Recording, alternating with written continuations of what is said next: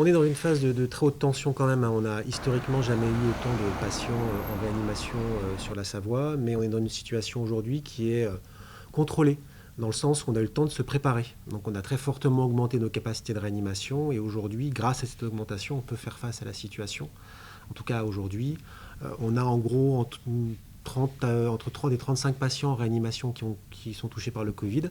On a d'autres patients en réanimation qui n'ont pas le Covid aujourd'hui, fort heureusement, et on a réussi tout au long des derniers jours à avoir une marge en nombre de places disponibles.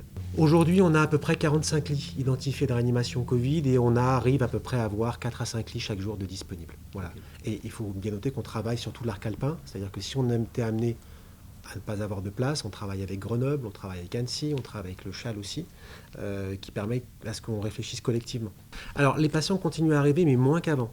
Et on sent effectivement, on entend parler d'un plateau. On ne va pas être trop optimiste en disant qu'on est sur la décrue, loin de là. On est sur un plateau très élevé d'activité, mais on voit moins de patients arriver. C'est valable en réanimation, mais c'est valable aussi dans les autres services, notamment aux urgences, où on voit moins de patients positifs. Et on a effectivement des sorties. On a depuis le début de la crise plus de 80 patients qui sont sortis chez eux. Donc on a aussi effectivement cet aspect positif où on a maintenant des patients qui commencent à sortir, y compris de réanimation. Au niveau des décès à l'hôpital, on a déploré évidemment quelques décès. Quand je dis évidemment, c'est parce que c'est une épidémie, on le sait, qui peut toucher les plus faibles. On a aujourd'hui une quinzaine de patients à peu près qui sont décédés pour toute la Savoie. Voilà aujourd'hui où le bilan des décès à déplorer. Comment se portent les équipes de soins ? Elles sont mobilisées toutes. C'est compliqué parce que c'est une crise qui dure depuis maintenant plusieurs semaines. Il y a le confinement évidemment qui pèse sur chacun, mais il y a l'activité qui est forte dans certains secteurs. Donc les équipes de réanimation, les équipes du centre 15 ont été, de biologie notamment, de services de soins qui accueillent des patients Covid, ont été très fortement mobilisées.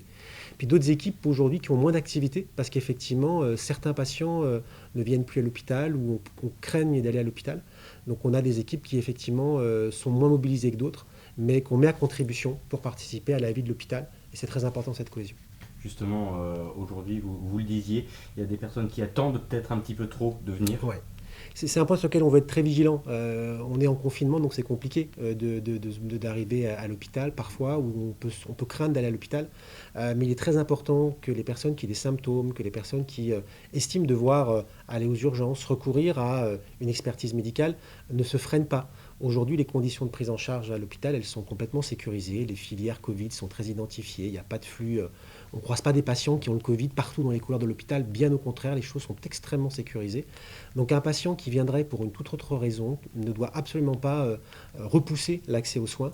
Au contraire. Et on est là, on fonctionne 24 heures sur 24. On continue à fonctionner 24 heures sur 24 dans tous les secteurs, en pédiatrie, en urgence adulte, en gynécologie obstétrique. Et encore une fois, s'il y a une nécessité, on est là pour ça. On parle souvent du maillage de soins départemental. Aujourd'hui, il prend tout son sens. Il est très actif, le maillage de soins départemental. Alors, je ne parle même pas de l'activité en lien avec les professionnels libéraux, qui est très fort et qui fonctionne bien, mais avec l'ensemble des établissements du territoire, c'est-à-dire à la fois public et privé. On a, dès le début de la crise, eu une vision collective. Et donc, les publics et les privés ont travaillé ensemble depuis maintenant quasiment 5 semaines en continu pour organiser l'offre de soins, faire en sorte que les patients puissent être pris en charge à Albertville, à Bourg-Saint-Maurice, à Saint-Jean-de-Maurienne, que la psychiatrie puisse être bien prise en charge, que Medipôle et que la clinique Herbert jouent leur rôle, que Belay, qui est dans notre territoire, puisse continuer à fonctionner. Donc c'est vraiment une démarche collective que l'on a mis en œuvre. Et justement, j'imagine que ça permet de soulager peut-être un petit peu les équipes du CHMS ici. C'est exactement ça, c'est totalement la stratégie. On a essayé de faire en sorte que le CHMS soit l'endroit où on prend en charge les patients les plus lourds, en réanimation, soins critiques, on va dire tous les soins critiques, et puis que les autres établissements puissent vraiment jouer leur rôle, notamment de proximité. Fort heureusement, dans cette épidémie, on n'a pas que des patients très graves qui relèvent de réa, on a des patients aussi qui relèvent d'une hospitalisation plus classique, et ces patients, on a fait en sorte de les garder le plus en proximité. Proximité parce que les équipes sont tout à fait aptes dans les établissements de proximité à les prendre en charge. Vous le disiez, il y a eu vraiment une mobilisation de tous les soignants. Aujourd'hui, est-ce qu'il y a eu du transfert peut-être de compétences d'un point à un autre, certains peut-être qui sont montés à Paris ou...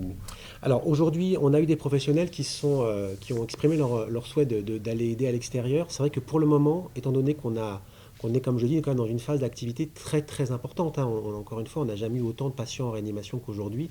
On n'est pas forcément en capacité à aujourd'hui d'aller aider vers l'extérieur. Il faut vraiment que nos équipes soient sécurisées, renforcées en compétences, et puis qu'on se dise bien que les équipes, elles vont travailler dans le temps. Donc on peut tenir sur l'énergie, sur l'investissement pendant une semaine, 15 jours. Après, il faut être vigilant aussi à ce que chacun puisse trouver un équilibre dans la qualité de travail et dans sa qualité de vie. Donc aujourd'hui, on est plutôt à mutualiser nos compétences au niveau du département. Et puis, bah, dès qu'on sortira de la crise, et si on doit aller aider évidemment d'autres établissements ailleurs, on le fera bien évidemment.